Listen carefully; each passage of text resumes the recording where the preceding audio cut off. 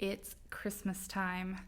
Decorations are put up, presents are being bought and wrapped, and it is time to spend 4 weeks on the same story you've heard a million times. Okay, be honest. How many of you, when a pastor or a teacher is teaching on something that you've heard before, you kind of zone out a little bit? I mean, you've heard it before, so you know it. You don't really need to listen, right?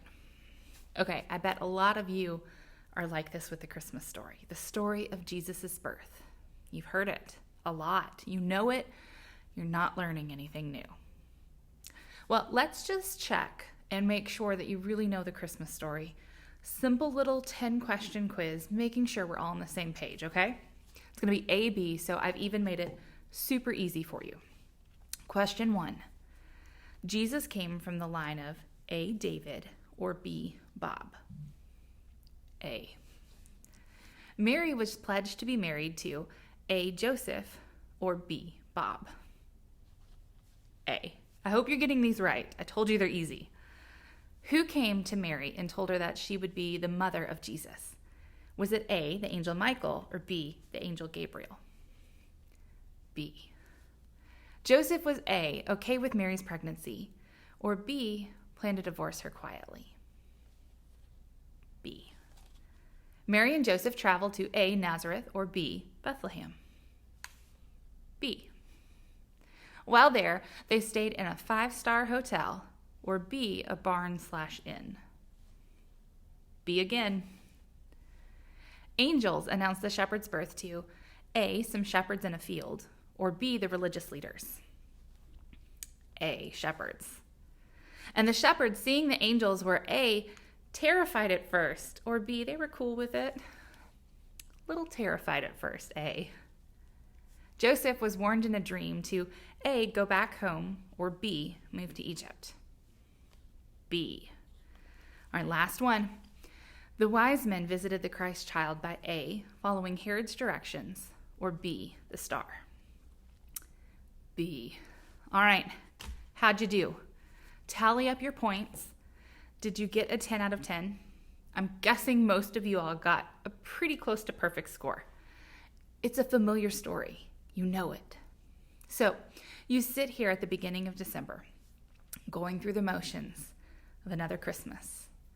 You sing the same songs. You put up the same decorations. You read the same verses that you read last year. But pause for a moment and think about Christmas. Really think about what Christmas is all about. Why did Jesus come to earth as a baby? Babies are born every day, and yes, they are cute and cuddly and definitely worthy of celebrating, but babies are born every day. Well, without the why of Jesus' birth, the importance of it isn't really there. Because Christmas doesn't start with a baby in a manger. You have to go back, like way back, all the way to the beginning. Genesis 1:1, in the beginning, God created the heavens and the earth.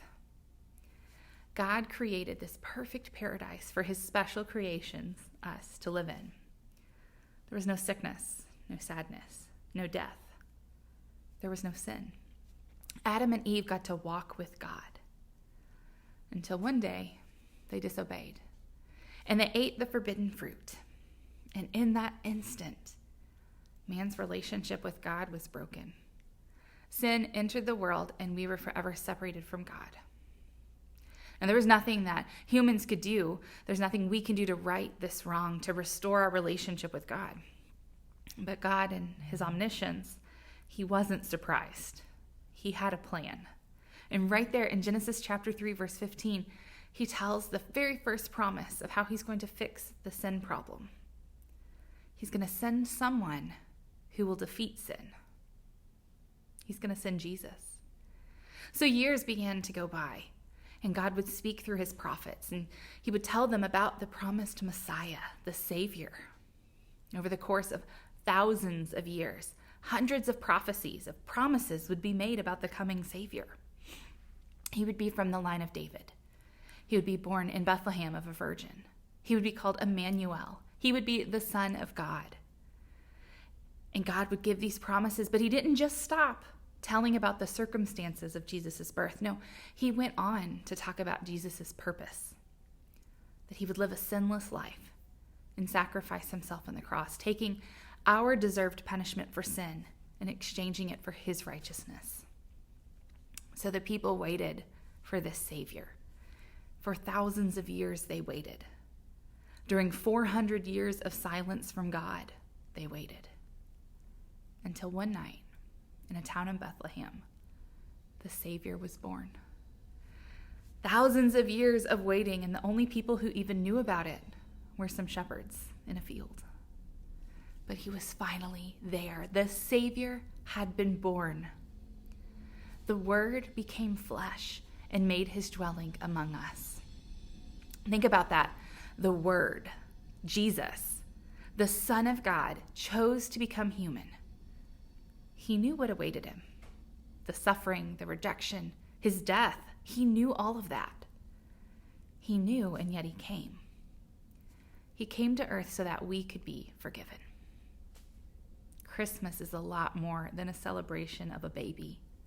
It's more than a list of holiday have-tos, presents, dinners, decorations, matching Christmas jammies.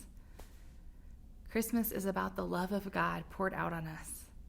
He made his dwelling among us. He became flesh so that we can be forgiven.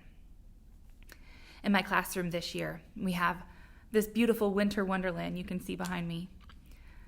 But the other side of the room has a backdrop, and it has the cross and the tomb.